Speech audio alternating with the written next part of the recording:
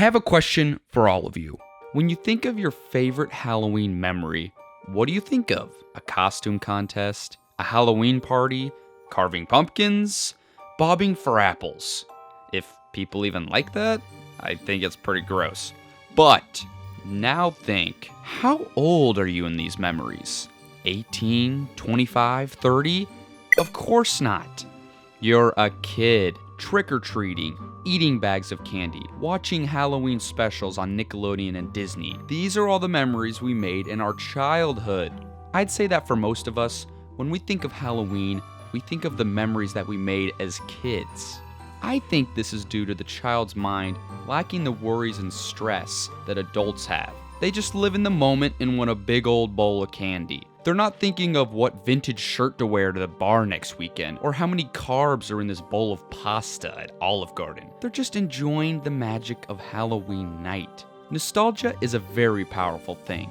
It often brings us back to a period from which we were unconditionally joyful. Around Halloween time, many of us try to relight this flame of Halloween joy by remembering or reliving some of our favorite past childhood memories. I mean, just look at the views these nostalgic Halloween videos are getting. People love remembering the good times that they used to associate with Halloween. This is something that corporations have absolutely figured out over the last 5 years or so, with companies trying so hard to cash in on the nostalgia of Halloween, but it just often comes off as cold and soulless. There are only a few films I can think of that really capture that vibe or feeling of Halloween night. Monster House, Over the Garden Wall, Halloween Town, It's the Great Pumpkin, Charlie Brown are a few that I think do this really well. With the 30-year anniversary happening this October, there is one Halloween movie that I feel really captures this Halloween vibe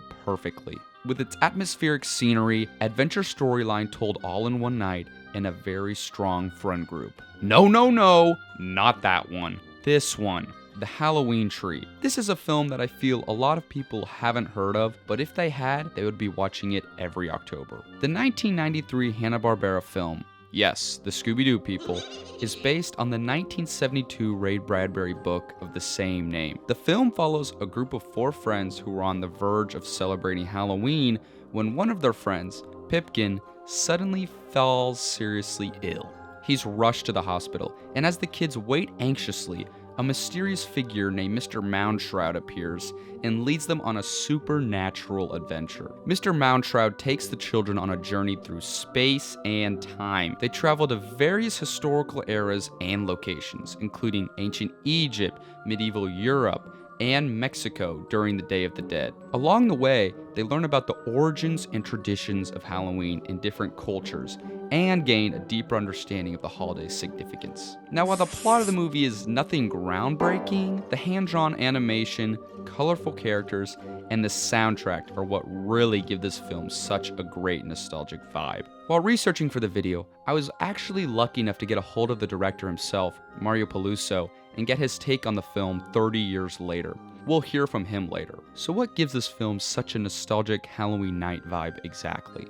The animation plays a huge part in setting the vibe of Halloween. When we think of Halloween, we think of very warm colors and very cool colors. We often associate Halloween with the fuzzy and warm feeling of fall. For example, look at these 2 photos from 2 different Halloween specials. Here's a still from the Loud House Halloween episode from 2017.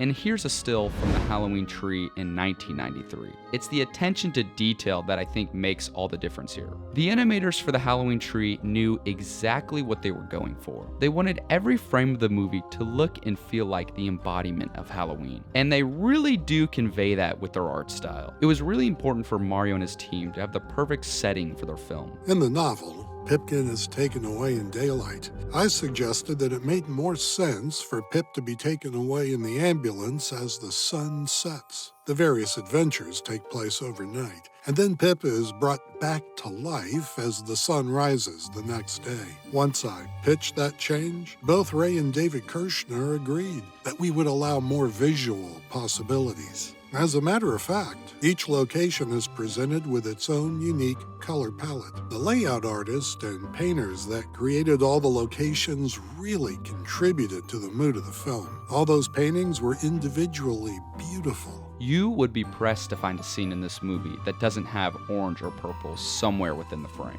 The animation really reminds me of Expressionism and Post-Impressionism art, with its very bold and bright colors and its unconcerning nature for looking realistic. I mean, look at this man's head. He looks like Gru and Megamind's love child. Every background in this film was hand-painted, which I believe gives it that nostalgic Halloween vibe that is just harder to achieve in digital animation. In a time before digital assistance, we put as much into every hand-drawn frame as we could squeeze, starting from frame 1 of the title sequence. Kids are dumb. Really dumb.